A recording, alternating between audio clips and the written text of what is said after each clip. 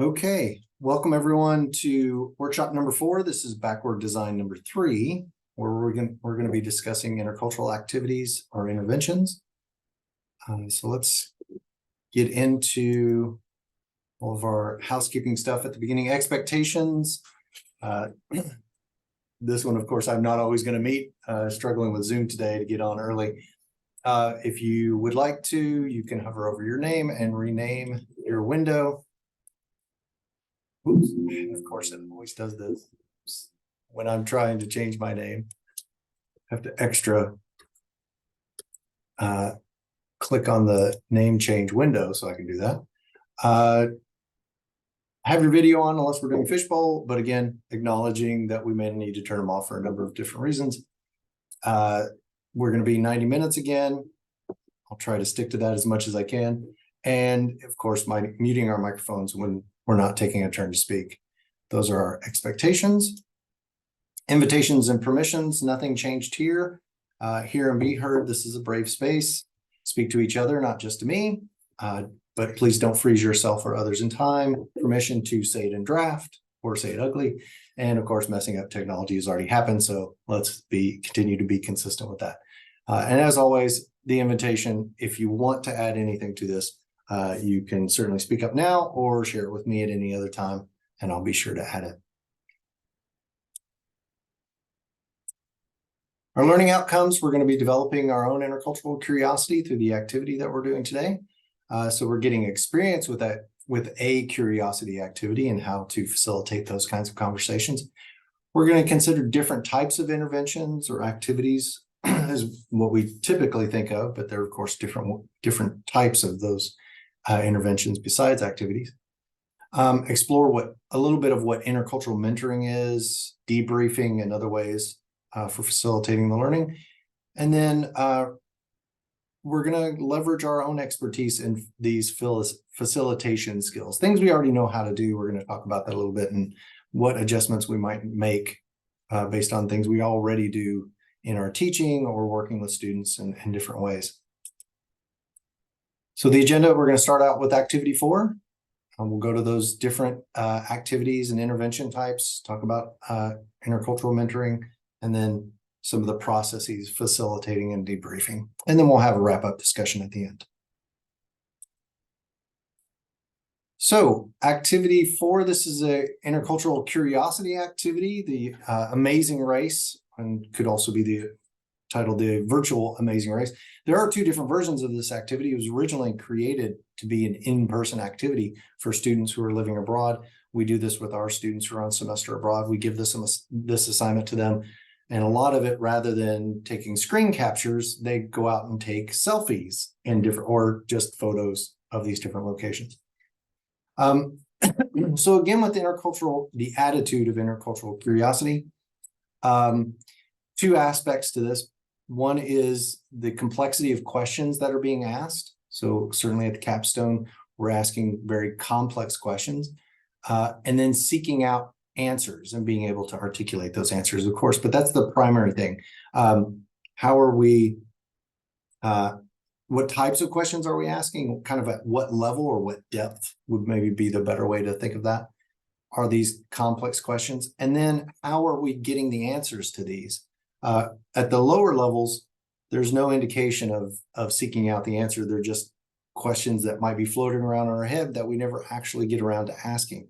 So that can show us a measure of proficiency in this attitude of curiosity, is that initiation of engaging and asking deep questions and increasingly complex and deep questions, and then seeking out those answers and articulating them. And of course, that final part is being able to reflect multiple cultural perspectives in articulating those answers, not just our own. A note before I move on from this, I've been reviewing some of the assignments that have been turned in, but also action plans. I do want to point out something that maybe has been a little confusing in regard to the AAC&U rubric. There are 6 competencies in the intercultural knowledge and competence value rubric. They're broken down into 3 categories. So we have This one is in the attitude category. So there are attitudes, skills, and knowledge. So I just wanted to clear that up. The attitude, skills, and knowledge are kind of categories for the competencies themselves. So when we're action planning and we're selecting a learning outcome, we're selecting one of those 6 competencies, whether it's self-awareness, empathy, worldview, verbal, nonverbal, curiosity, and so on. Whereas the attitude, skills, and knowledge, that's just a category that those fall under. So it's a way to understand those competencies a little bit more clearly. So I just wanted to clear that up. Okay. So we're going to go into breakout rooms as we usually do. And I'm going to try and have you be in pairs, but there might be 1 or 2 that have 3. And of course, we have some late joiners. I'll send them into some existing breakout rooms. I am posting the questions in the chat. If you'd like to grab them from there, of course, you can also do a screen grab. These are a little bit longer than we've done in the past, but this activity is a little more extensive. So first off, excuse me, what were the sources that you used to find the information in this activity? How, if at all, did it stretch your curiosity muscles? So what did you learn about this place that you investigated? And new insights, and specifically the cultural significance of some of these locations. We'll talk a little bit about how this activity is structured. When it was created, a lot of the locations that were selected to look for were kind of generic locations that you can find in almost any city. And of course, some flexibility is of how many in this category versus how many in this category, just in case some of these things don't exist in the particular location that the student is investigating. But looking at those places and what their cultural significance is. And then number 3, speaking to a local about these various locations within a city, what that means, and how it helped you understand not only your understanding of those places, but also their perspective in regard to those places as well. Do I have any questions before we go into our breakout room for this? Okay. No news is good news. I'm going to go ahead and open up the breakout rooms. We're going to do 15 minutes on this. I've got 11 after. So we'll go to about 26 when I'll send the recall for that. As always, please first identify who's going to be the volunteer for the fishbowl. We've got 6 breakout rooms, and then discuss these 3 questions. Okay, I will see you guys in a little bit.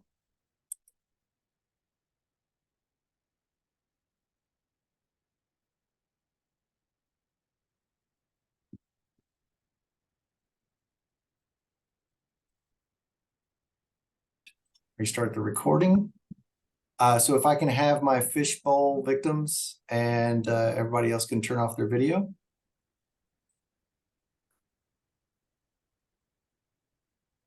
And just as a reminder, you can go to your video settings and hide non-video participants to get that fishbowl view. And as well, remember that we're also in the gallery view.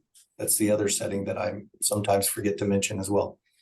So thank you all for joining the fishbowl. First, I'd like to just start with those 3 questions. Would anybody like to share about their city and their responses to these questions?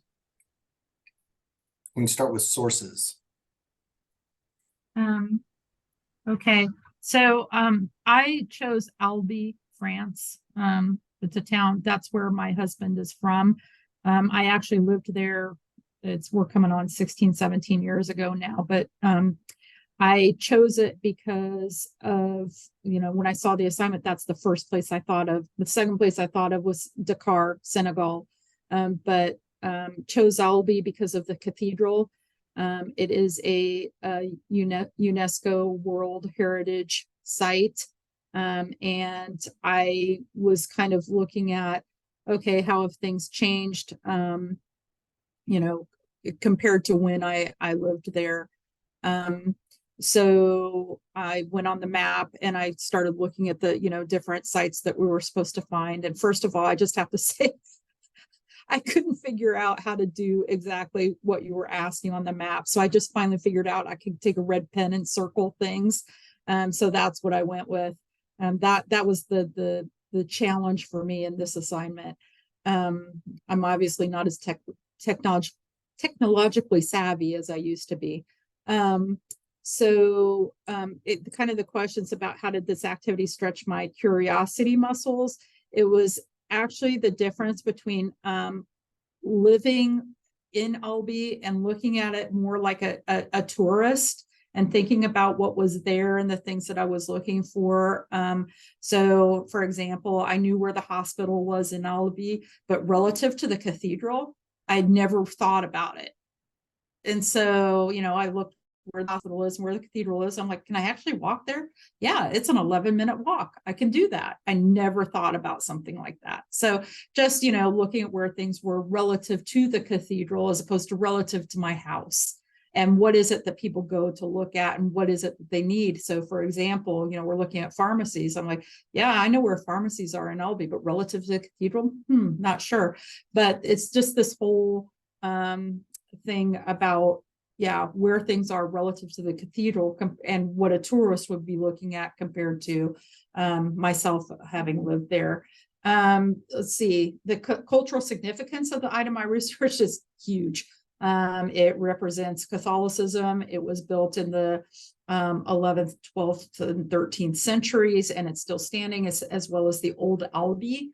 And so where people still live in that community, but it's amazing how the cathedral's still there, old Albee is still there, but there are so many things within it that have changed. So a lot of it's become pedestrian walkways because it's the world UNESCO World Heritage Site.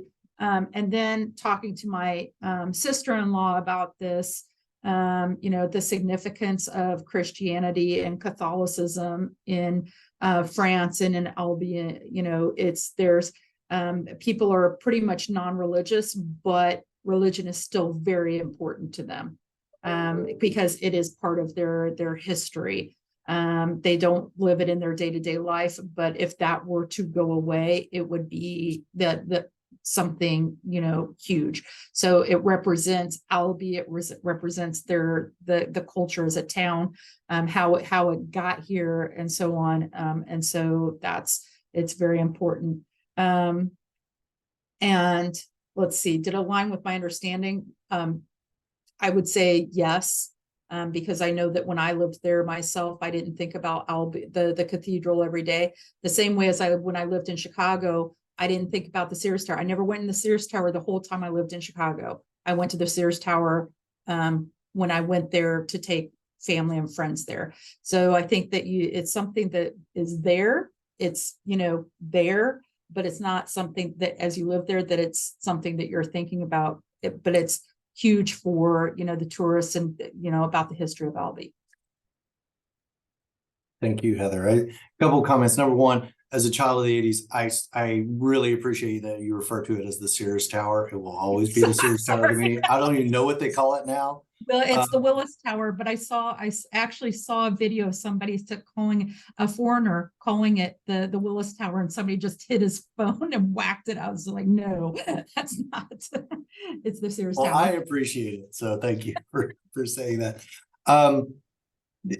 Something else that occurred to me, and I came across this recently somewhere else, but you mentioned this cathedral was built in the 11th, 12th, and 13th centuries.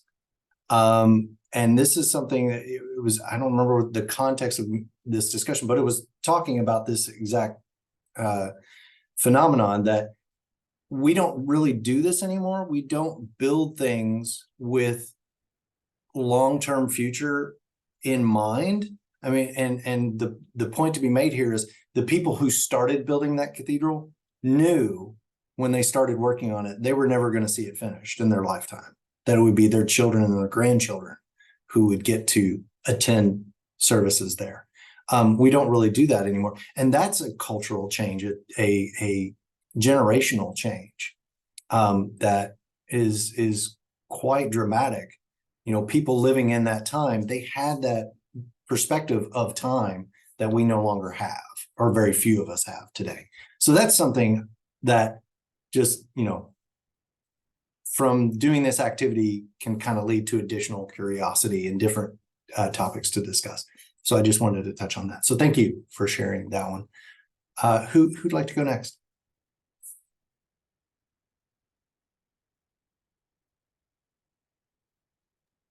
I guess I can if nobody. I chose Porto, Portugal. It's one of the places we're going on our study abroad trip this summer to Portugal and Spain. And I've looked at a lot of stuff that's sort of from like tourism sites and guidebooks and things. And so looking at all of these sort of practical things like a pharmacy and where to buy a cell phone. And I was using Google Maps to find one, trying to stay sort of in the downtown area still. And then using the street view to look. And it was like interesting how many sort of modern and new buildings, having only seen like the stuff that they, but the other thing too is like it's such a pragmatic way they take the pictures, right? They just strap something to a car and drive around. And so it's just very like utilitarian, like as opposed to like well framed and lit like tourism photos. And so it seemed much grimier than I sort of envisioned in my mind. I pictured this sort of like, beautiful little old, like 100-year-old city or whatever. And then seeing like, oh no, there's just like these nasty, ugly buildings like what we have along Sagamore Parkway, right? With selling cell phones and that. So yeah, that was but I ended up I was telling Brenda when we met that I ended up wasting a bunch of time because I was like, well, I want to find more of these things. I want to find a concert venue and find all that. So it was a lot of fun. Yeah, thanks, Todd. It reminds me of thinking about the different visuals there. Like I said at the beginning of this, I give this to my students to do in person to help orient themselves. And there are a lot of, if you use this as a virtual assignment, a lot of different views of the, like you can just Google photos of specific locations and get really nice photos, but the Google Street View. But something else that comes up that it can be a cultural difference to talk about is certain countries have very different cultural perspectives about things like Google Maps. In Germany, for example, they are much more concerned with privacy. And the idea of somebody just driving around their neighborhood, taking pictures of their homes is a little off-putting to the point where there are large locations where you don't get those kinds of images.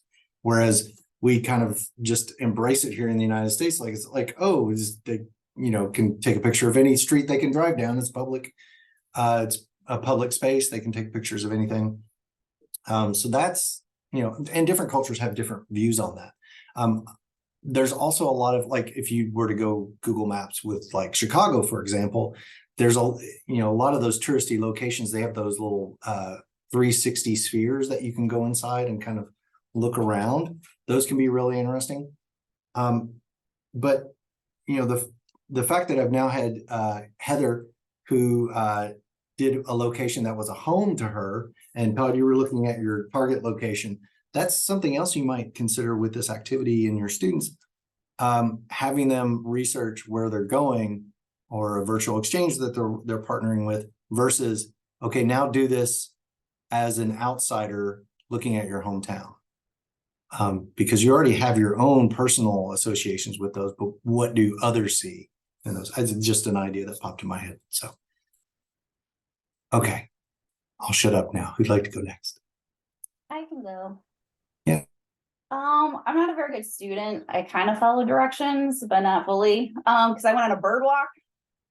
Because I'm 100% going to do this. I really gravitated towards this because I went on my study abroad last year in Guatemala. We're there for 2 weeks. We live in the jungle, and we only pretty much go to one city, Flores, and then we go to Tikal for like 36 hours to see the Mayan pyramid. So we're in the same place for 2 weeks, very limited. And but when we go, some of the locations are very culturally significant. It wasn't even in our discussions of some of these cultures where like the church is in relocation to a park and how they're done with church, and they kind of all kind of come together. So, I mean, obviously some of those main points that you have on there But even now taking it to a degree of, instead of giving them a location, maybe giving them a description of something. Like for us, maybe take a picture of something that like you're, are sad to say, like our first world privilege, what do you miss for 2 weeks? Like or something that you are taking, you take for granted. I mean, for us, like we can't flush toilet paper. We have to drink out of specific water. We can't brush our teeth with the water unless it's bottled. Like, so some of the pictures that we take could be even then hopefully reflecting, because that's the biggest thing I need my students to do versus last year, there was no self-reflection, being in this for 2 weeks. And then also like we deal with a lot of animal trafficking. They're all focused on the hands-on experience versus actually taking that impact of what animal trafficking is. Why like someone would actually do something, because of course in our mind, we love animals, we could never do something like that. And they don't take into account the cultural significance, what would drive someone to do something like that. So again, my students are like 20, all they do is take pictures. Like that's all they do the entire time. So now if we can, pictures worth 1,000 words, have some of these, topics and, have descriptions, what would resonate with them, and then maybe have some of these other things like that, like the pharmacy or like the parks, and then talk about the cultural relationship, or even the pharmacy where you don't have to have a prescription. You can literally just walk up and be like, I need this, and you will get that, those cultural differences. So pictures, but then leading into our in-group, since it's in person, I'm with them, and then we can have these discussions as a group, and then even seeing how some of these individual, so we're not all taking the same picture, and then seeing how some of that resonates with each other, and again, that reflection. So again, I went on a bird walk. That's really great, Jessica. Thank you for sharing that. Yeah. I love the ideas of, and we're kind of jumping into that next set of questions that we're going to get to, but no, this is great because, and I find this a lot with curiosity activities. It's really easy to make that leap from, okay, we're doing this activity to, oh, what about this? And what about that? Because I think we're kind of primed because we've been exercising those curiosity muscles. So that's great. And I'll jump in, Jessica. Then you're going to love this because I'm going to talk about photo elicitation. So, my city is going to be Gallic City. It's a small naval port in Greece, right on the sea, and it's a really a nice, beautiful, very small village.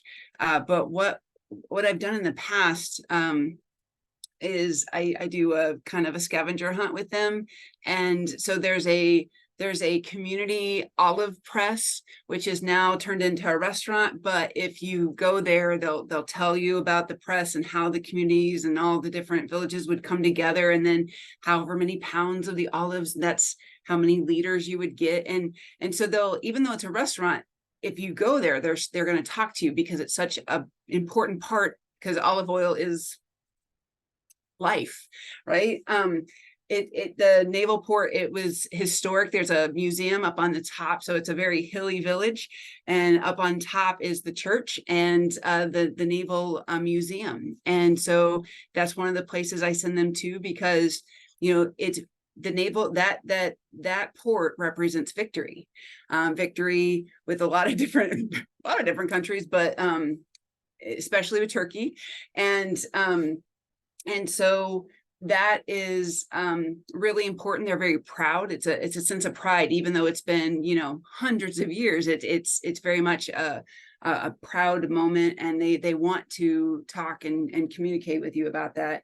And it's also how it's their economic, the trade, their products going in and out and coming, and so it's how they made a living. And so what I did last year, I totally switched it up. And I was laughing because when I was reading that first article and it was talking about anxiety and miscommunication, I was like, yeah, I saw that last year. Because what I did was I gave them their list. They had to go, and find these things, and they were in partners. They had to get their picture taken at that site, and they had to come back with like two key things they learned. But they weren't allowed to use their cell phone for anything other than taking the picture. They had to communicate with the people. And it being a small village, there's some people who speak English, but it is limited. So you really like have to, context clues, your body language, like there's lots of things that have to go into it. And for one pair of students, this stressed them out completely. They couldn't get over the fact that I didn't get my 2 points, and what am I do I still take the pick? Like it was all about points for them. They weren't really thinking about what else can I learn. Everybody else was just like, this is crazy, but okay, so you just have this different dynamic of students that go with you. But I think next year, what I want to add to this is, Jessica, what you were talking about, which is photo elicitation, where they're taking selfies constantly. And so I think that these are really good kind of warm-ups for them to, at the end, okay, now go through your selfies and pick like five of your favorite photos, and then describe the meaning behind them, because a photo is pretty meaningless to those of us who didn't take it, but to the person who takes it, it represents a story, like an activity, an event, like this happened, and here's what I was feeling and learning, and something that we would never get from that. And so I think I'm going to do a couple of these little scavenger hunts, and just to kind of get them used to that idea. But then I'm going to make them take the selfies that they all just take naturally all the time. and I'm going to make them like tell me that the story, and kind of elicit those thoughts and feelings and emotions and the reflections and what was meaningful, and how like those cultural differences and stuff. So I think I really need to focus on what are my prompts, those guiding questions going to be. I love that idea, Karen, and the simple hook there for the students is like, okay, you got this picture. Why did you take this picture? Tell me all about it. Right. That's such a great idea. It reminds me of, I'm sure a lot of you all are familiar with the trope of, somebody went on a trip to some exotic place and they come back and they've got a slideshow of pictures that are going to bore everyone, but they're extremely excited to share all those photos because they have context, they have a story to go with each one. So I like the aspect of that, but also, how often do our students have this aspect of their culture just routinely be dismissed? Oh, these self-centered people that are taking selfies everywhere they go, and these stupid selfies. There's comedians who do whole sticks on selfies and make fun of that, but they take these pictures for a reason, and it's not really much different than my parents' generation doing the slideshow and taking all the photos of these old buildings, and it's like, I don't know what that building is. Why are you showing it to me? This is a dumb picture. So it's kind of the same thing. But it's the context, it's the connection that we have to those places. And it reminds me also, when my wife and I were traveling together, one of the things that we started doing is, sure, we would take pictures of the different locations and we would do selfies. But one thing that we would do is we would take a picture, we'd find a nice location, like with some really nice cobblestones or something. We take a picture of our feet in that place. So it was like, this is us in the city, right?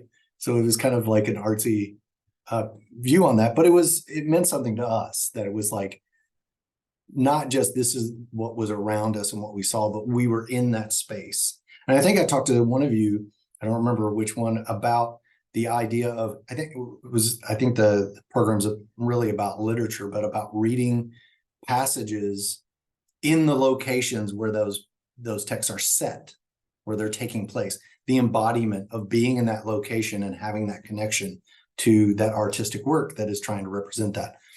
So there's a lot of material, a lot of stuff there. So I really like this idea. And Heather mentioned the whole church and religion, and it, one of the things that I find really fascinating is our students may not practice their religion, but when we go like to Athens, and our tour guide, we're at the Acropolis, and it's like, okay, this is the place, and she points to the the huge rock at the bottom, this is where Paul preached. It is like light bulbs go off, and it's kind of like, oh, well, I haven't been to church for years, but I know who that, and they're making these connections. And that is one of the things that they will, like, I went home and I had to tell my grandparents, right? Or I had to tell my parents, like somebody else who may practice that, that more. And so it's interesting what connections that they make, not only to themselves, but then to something like that they know other people would appreciate too. So Absolutely. just a suggestion if you're going to use photos in your as part of your class. So something we actually started doing just because of for our communications department or communications people was we set up this app called Photo Circle. You have a shared folder so everybody can just upload to it. And then every day we would do a different theme. So like one day was food, one day was like my new best friend, or like the funniest one they had, the students really enjoyed, was like recreating works of art. And so it was like sculptures or paintings of them standing and posing like it. And then we'd have a theme every day. And then the next morning when we get together, I would always go to the grocery store and buy a bunch of like junk food and snacks from wherever we were. And so then we would give out, like, for best picture, you get a bag of chips or a candy bar. But the students then, I thought it was kind of silly at first, but they were like, there were some that got really competitive. Like, I want to win one of these prizes. And so if you're going to use photos, I think that's a nice way to do it. And tag your department communication person in there, invite them into it as well, and they'll love it because then they can just promote the heck out of your trip. Absolutely. And for that matter, Michael Bittinger in the Office of Study Abroad, he's always trying to promote study abroad programs in different ways. So yeah, that's a great idea, Todd. Lee, how about you? What city did you investigate?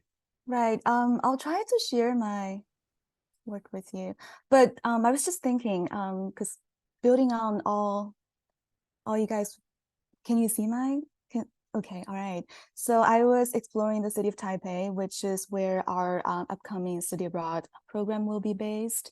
I guess when I saw the assignment, I immediately knew that I wanted to go to Taipei, and I almost also immediately knew that I wanted to use the Taipei 101 Tower as my primary location, because this is the thing that we put on our flyer to attract our students. It's certainly a landmark for the city. But I guess one thing new that I learned during this assignment is, so I looked into sort of the cultural significance of the tower, and obviously it was one of the world's tallest building until 2009.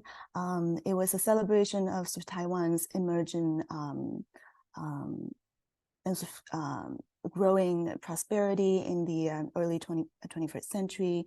And also, I guess if you look closely at, the tower itself, you can see this very intentional blend of Asian and Western sort of architectural styles, right? It's sort of, I mean, this is a huge tower, very tall, but it sort of looks like a traditional Asian sort of pagoda, if that makes sense, right? So this is something that because I don't know, that I didn't expect to learn, before the assignment.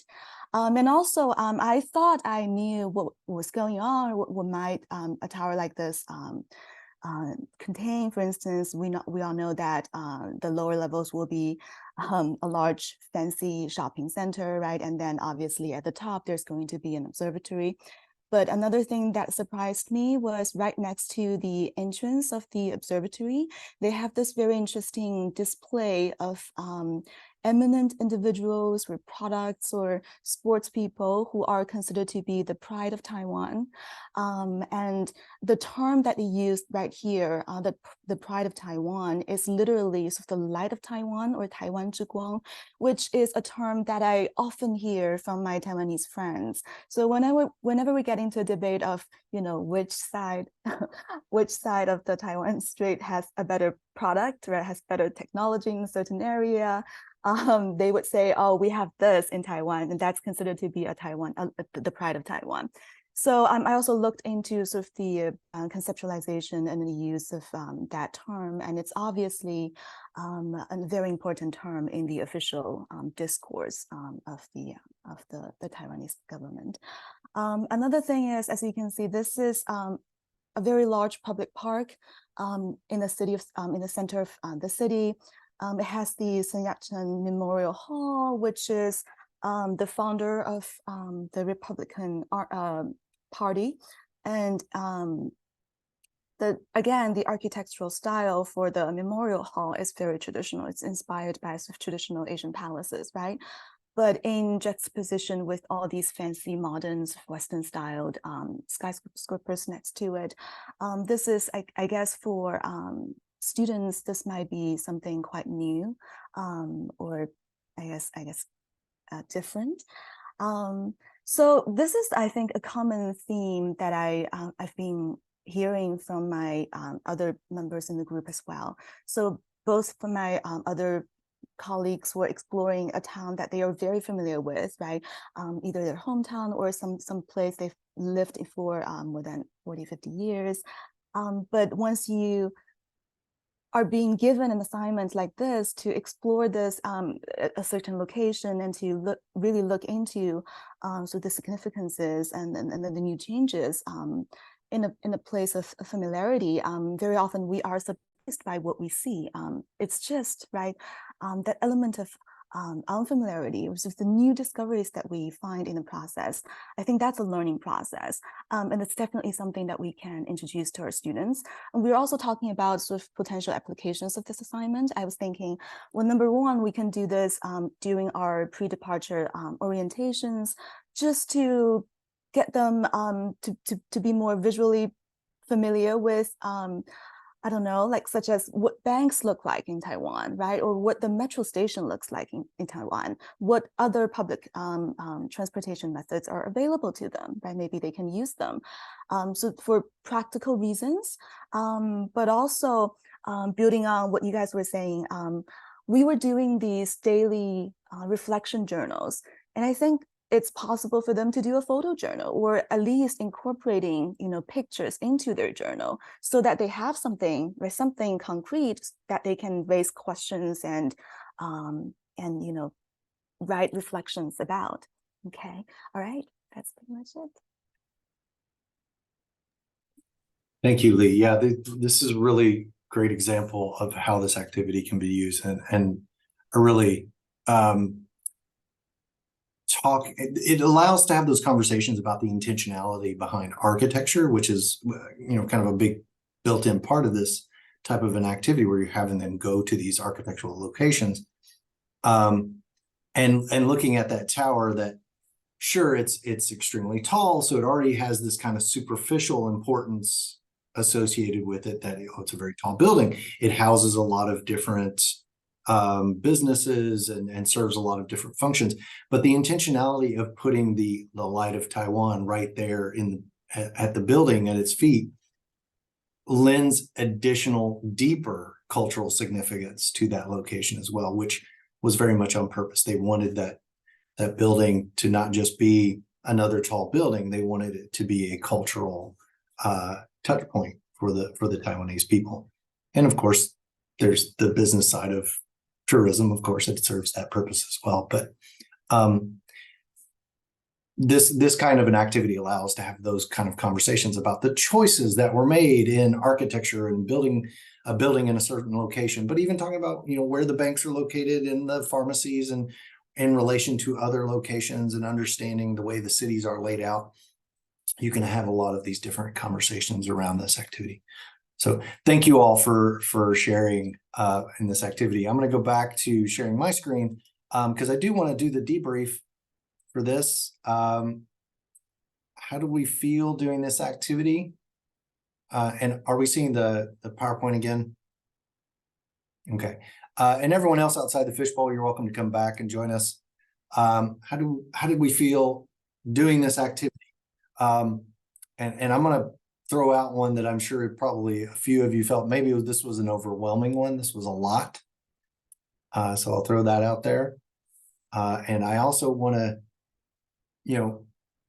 give everybody some grace with this activity. Is like, if you didn't get to it, if you didn't get to complete all the parts of it, that's okay. Remember that our purpose of introducing these activities certainly is to practice having these conversations, but it's also to introduce new resources to you. And if you are busy with your, your main job, the thing you do for a living, and can't get to this, that's okay. Don't feel guilty about not getting this done in time. I think we can still get benefit from this conversation as well, even if you don't get to some of that. So if you felt overwhelmed by this activity, I want to acknowledge that. But any other feelings?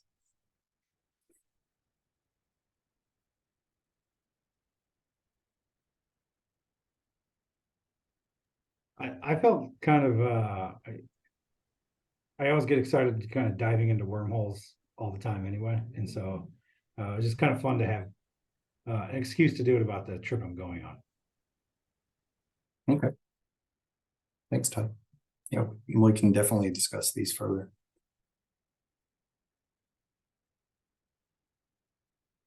I felt relieved because I thought that like, oh good, now like I feel like I actually have like a good plan and something to implement, that now not something I think that my students are going to dread. Yeah, like just doing something writing or whatever. Like this is actually something that fits with their culture and taking pictures based on their age demographic and some of these, and then now kind of combining some of these different styles to get them to that, hopefully in that reflection place.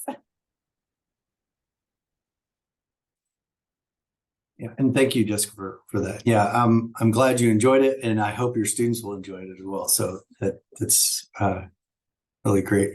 I want to skip to this next question. What if? And this is because it kind of came up a little bit already. Generally speaking, this activity I would have students do it in the location where they're studying abroad, or if we're doing a virtual exchange with a particular country, we would pick a city and have them investigate that city. But what if you did this activity where you were asking your students to investigate their hometown? And I want to note that I did see that some of you did do like Lafayette, or maybe your hometown where you're originally from. What about looking at it from that perspective and leveraging kind of a new perspective for curiosity? What do you all think about that idea? I can talk a little bit about that one because so my study abroad is actually to the city where I'm from. So I will tell you at the beginning, this was a bit overwhelming when I was looking at the instructions. I was like, oh my God. But as I was going, it started making sense. And even though I did it on Mexico City, I chose something that I wasn't really familiar with. And it opened up like this whole can of me diving into different parts of this city. Sorry, Siri's talking. Sorry. So even though it was like a quote unquote familiar context, it was looking at something that I wasn't familiar. So I just for reference, I looked at based on the list that you provided us, because I was like, I don't know what I'm gonna look for. And there is that section that you talk about, like either a church or a temple or a mosque. So I was like, I wonder where the mosque is. I have no idea. And that kind of like got me into this thread.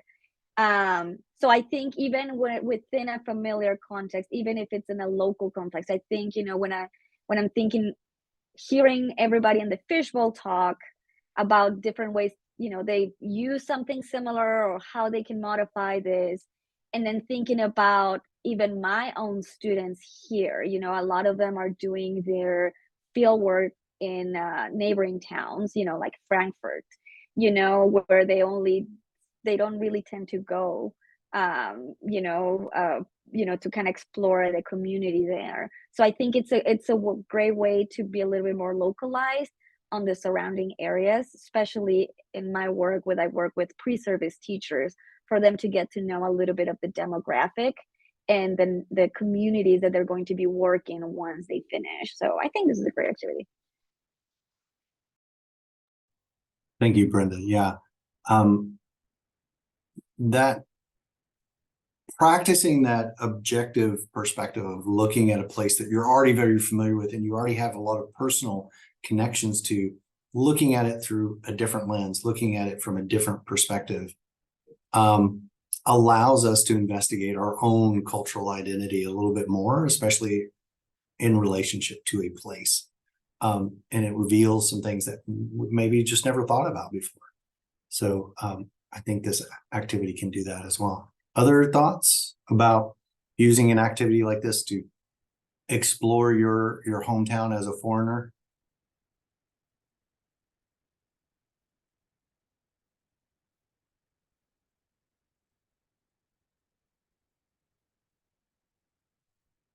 Okay. I do want to be conscious of the time. We've got a few things to go over before the session ends today.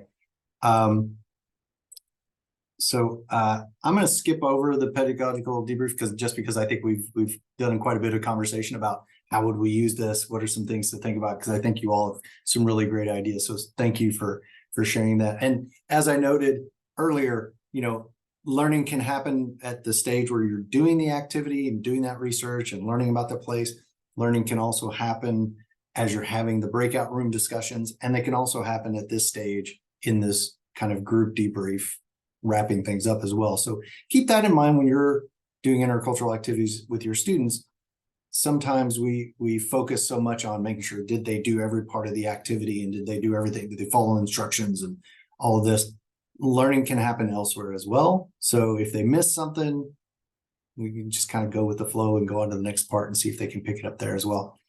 So with that in mind, I want to talk a little bit about different types of interventions that we can use.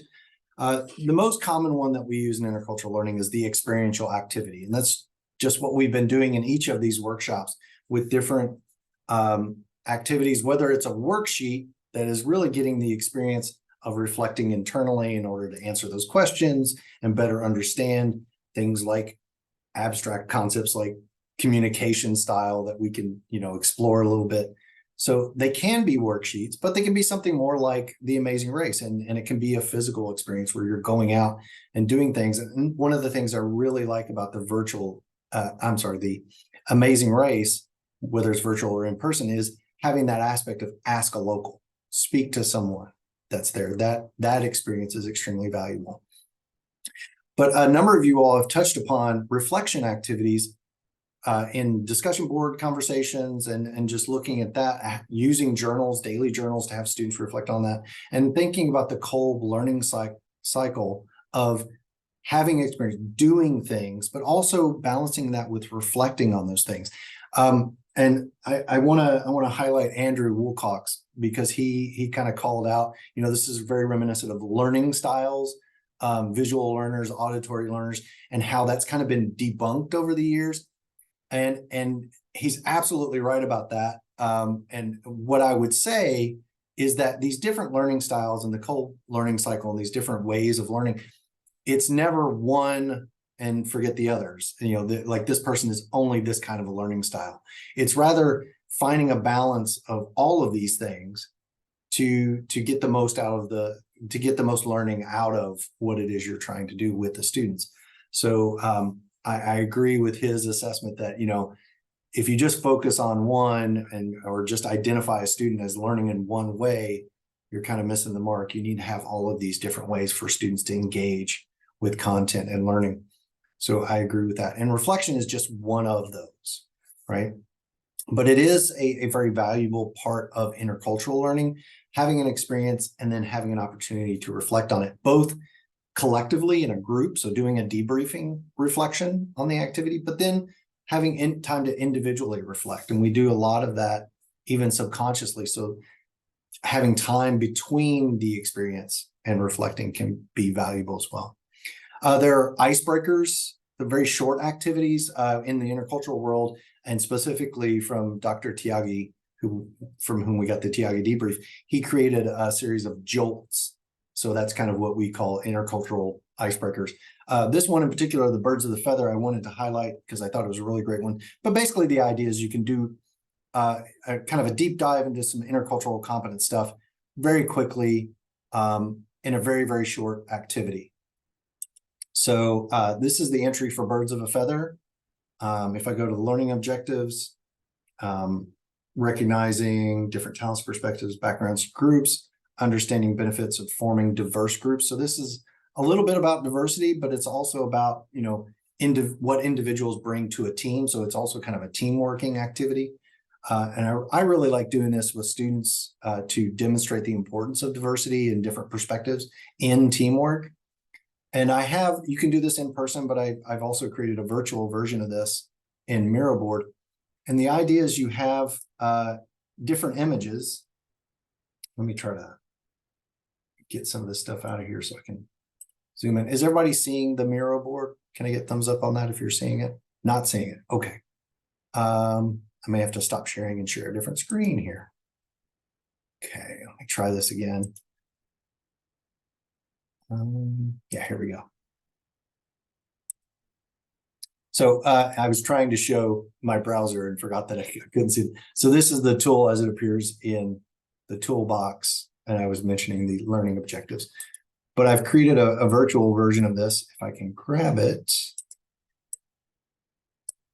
with some instructions. And these are images.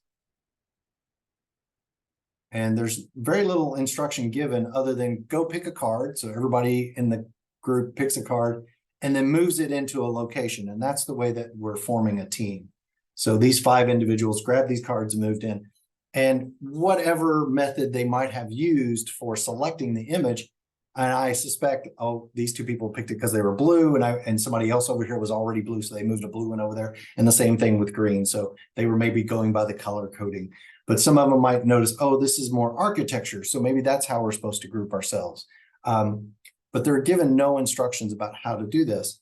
And then you find out after the groups are formed that these are all letters that spell out, well, you don't tell them what it spells yet, but they're letters, and they're supposed to create, the next step is create as many words as you possibly can using those letters, your pictures that you have. And then you give them a couple minutes and they do that. And then you see who got the most words. And of course, inevitably this turns into a conversation. Well, what are the rules about can I use my one card letter multiple times, or I can only use it once? So we can only form at most a 5-letter word. No, I didn't give you any rules, whatever creativity you came up with. And that is, again, also to highlight a diverse collection of ideas about different ways to do these things and different ways to solve problems. So these letters are the letters of the word team. So it's meant to highlight teamwork. And also the diversity aspect is there is this tendency to try to categorize or group according to the color or the type of picture, especially when they don't know what it is. And so when they do that, that homogeneity tends to limit the different letters. So they end up with a whole bunch of E's or a whole bunch of M's, and they can't spell a lot. But when they have a lot of diversity in the letters, they can spell more words. So that's the focus of the activity. And you can do this activity in 10 minutes and then have a 15, 20-minute conversation, however long you want to do afterward. Okay, let me go back to the PowerPoint. And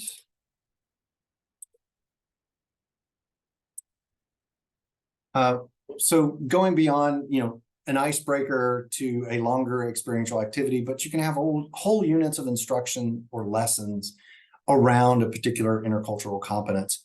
And I actually favor this more insofar as what I've often recommended to many of you is taking a look at your plan as you already have it for your study abroad week or Maymester program or virtual exchange.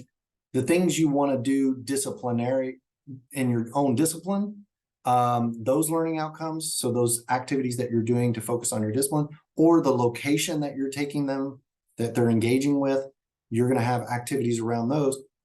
Where are the intersections with one or two of the intercultural competencies where it makes sense to just shift perspective slightly and have a conversation about that particular aspect of whatever thing you're already doing with them that's disciplinary focused, but now let's take a cultural look at it.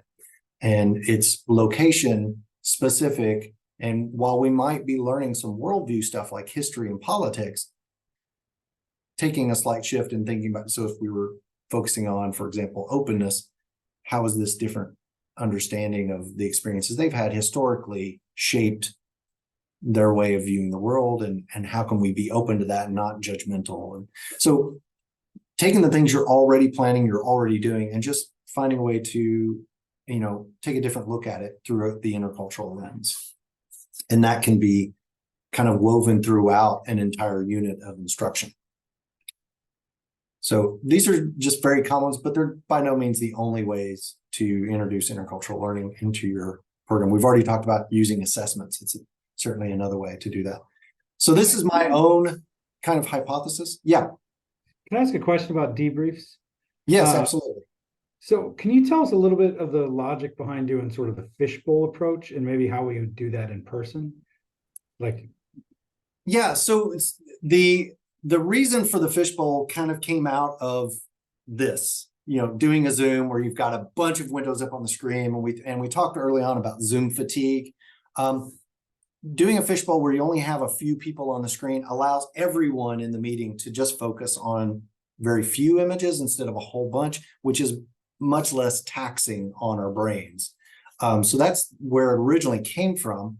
But certainly you could do it in person by having them go into breakout groups and having, a reporter, the person from that group who's going to report back on behalf of that group, or even just as I use it, they've had the individual small group conversation, but now we're going to have the same conversation again, but for everyone to kind of observe to get some of these other perspectives that weren't in their small group discussions. So yeah, there's a lot of different ways that you could use that kind of fishbowl approach. And I'm going to talk a little bit about a debriefing here in a second. So this is my own hypothesis that I've come up with just from having done intercultural stuff for a while. And it's if you have each of these parts that the students are engaging with, intercultural learning will happen. So the first one is an experience of some kind. And again, that can be a worksheet, that can be an assessment that they took, that can be a conversation with a local in a foreign location. Whatever that experience is, they need to have an immediate reaction to that. And so that can be a breakout group conversation, or it can be write a journal entry, something that they've just had the experience and they're going to take a few minutes and jot down some notes, some immediate thoughts about it. And then some time between that, the experience and immediate response, to maybe focus on something else or take a break, and then come back and have a deeper reflection. And it's that deeper reflection that really ties everything together, gets the big picture of whatever the intercultural learning outcome was, and kind of ties that all and pulls that thread through all of that experience and the reaction, and some of that subconscious processing that went on during the time away. So all of those things will result in some intercultural learning. So this is my own hypothesis. I don't think it's been published anywhere, but this has just been my view on these experiences. And what I want to highlight here is having that time break in between. It can be really short, just a few minutes. It can be a day, it can be a week, and come back to it. So, and those have different effects. It's not that one amount of time is better than the other. You just may get different effects depending on how much time is kind of interposed between step 2 and step 4.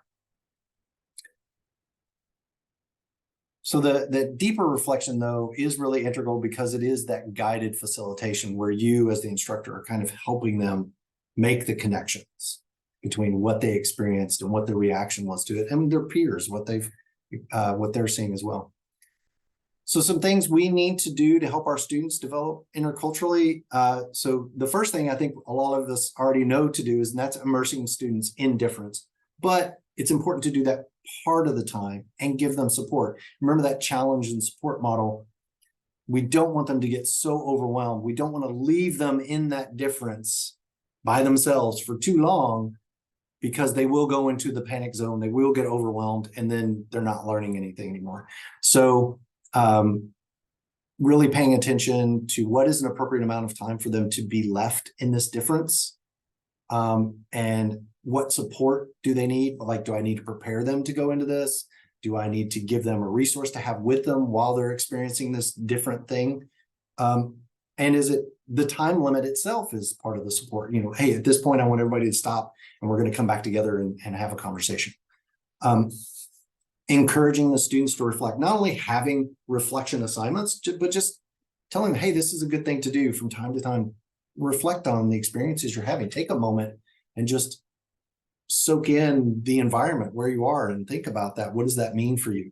And that's part of that exploration of the self, the cultural self, of how am I responding to these things? How am I processing these things? What am I learning about myself through these experiences? And thinking about different ways to frame one experience. And that's where those conversations with their peers can also come into play as well.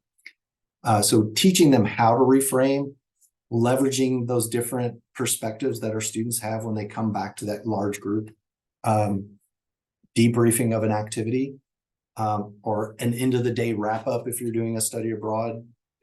Those are great ways to introduce different ideas about what are often students are having the same experience, but viewing it in a very different way.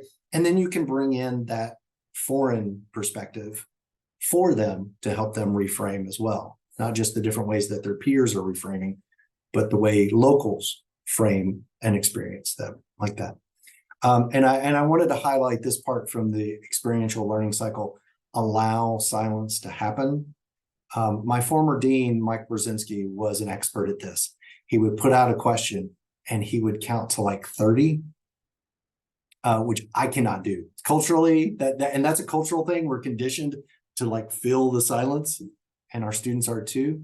But a lot of learning and thought and reflection happens in the silence. So allow students to have some silence to reflect. But also, if you are having those conversations, try to help them get comfortable with, let's just think about this for a minute, and then we'll share our thoughts. So when we talk about mentoring, it is this ongoing support, right? I think about, comparing mentoring to coaching, for example. When I think about being a sports coach, you're trying to help that individual athlete achieve their best potential in that particular sport. Whereas mentoring is more of kind of guiding and shepherding and letting the individual kind of figure out for themselves. So it's less about a proficiency level and more about a ongoing development, right? And gaining the tools and resources for themselves, not just here's the content, I'm giving it to you, which is what we're a lot of times doing in instruction. So that if that helps you to kind of better understand what I mean by mentoring. So we are giving them cultural concepts, and these provide the anchors for the learning, as it puts it here. But we're also giving them the strategies, and that's a lot of the intercultural competence stuff is looking at communication styles, thinking about different ways to shift your perspective and learn about worldview. And then we need to give them opportunities to put learning into practice. So testing things out, that's where they can exercise their curiosity and go ask questions and explore their location, but giving them specific things to do around both the cultural concepts and those strategies. And again, opportunities to reflect and finally, opportunities to connect to their future. So why is what we're doing here important for you in your future?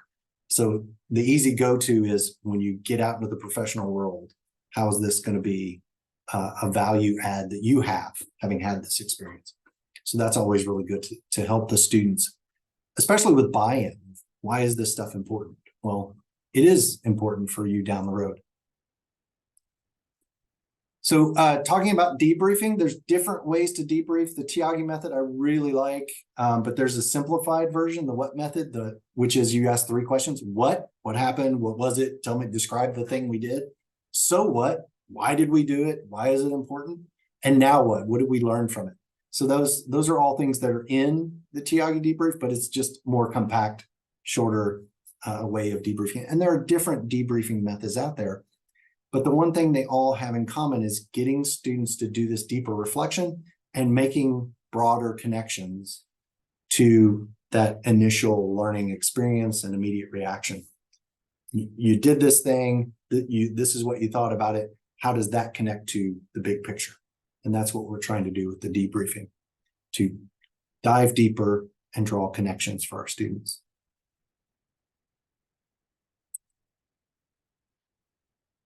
So I focused on curiosity, but are there any other activities It could also be worldview frameworks, because that's a very common when you're doing study abroad. You need to teach cultural specific information. What are some even types of activities that you do, if not a specific activity? I wanted to give a little bit of time to share some of those ideas. How are you building intercultural competence into your program? And acknowledging many of you are new to this. I don't expect you to have a perfect answer for this, but if some of you already have some ideas, I invite you to share those.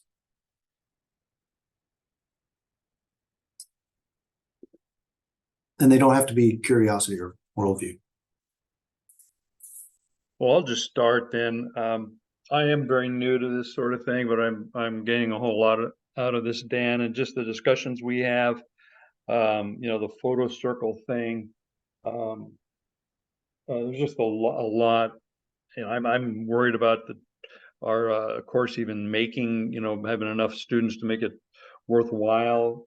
But assuming that it is, I'm just writing a flurry of notes. I'm getting a lot out of this. Thanks, Rob.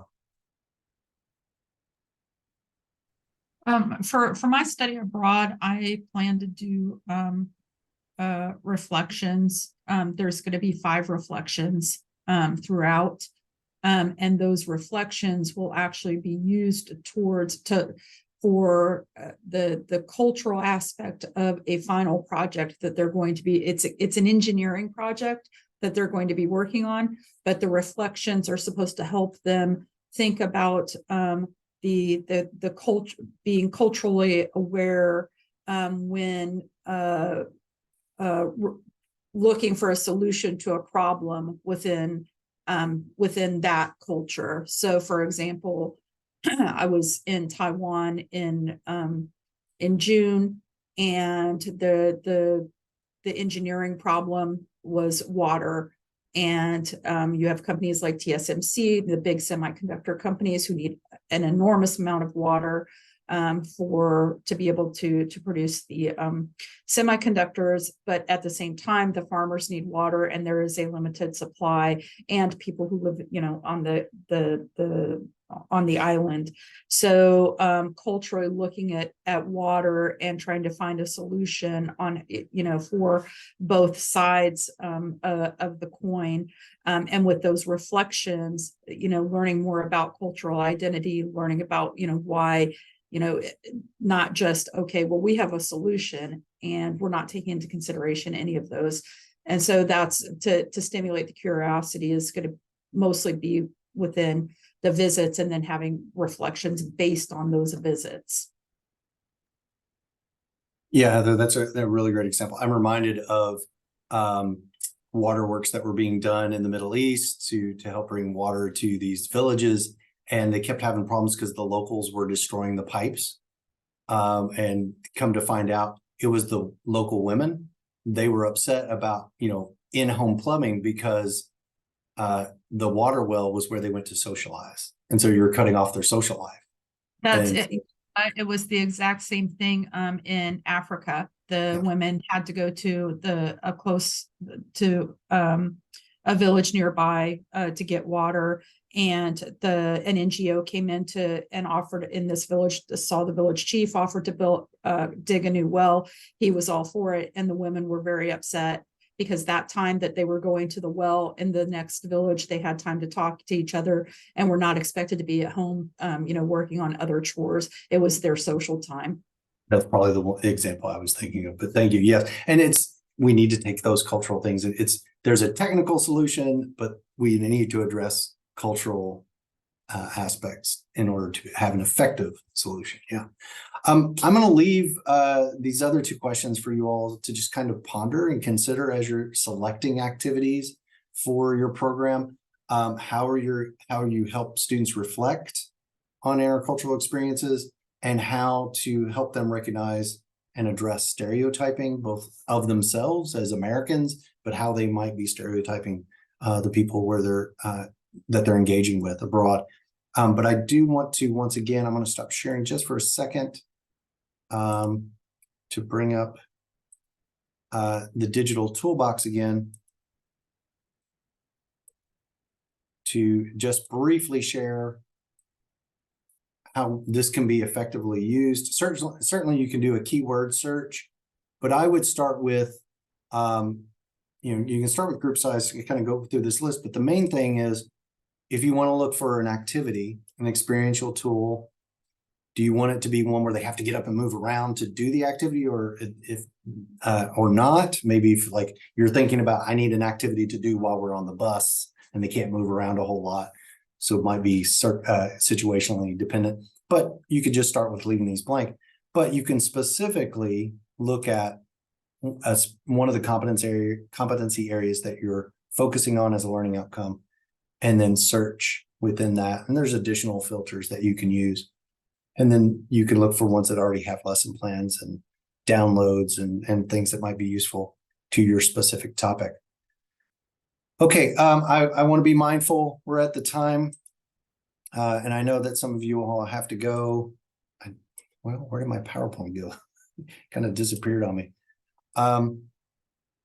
So think about how you're selecting and finding activities to use with your students, or leveraging the things you're already doing and ways to do that.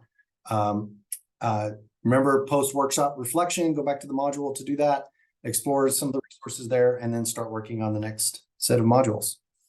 Thank you all for joining again today.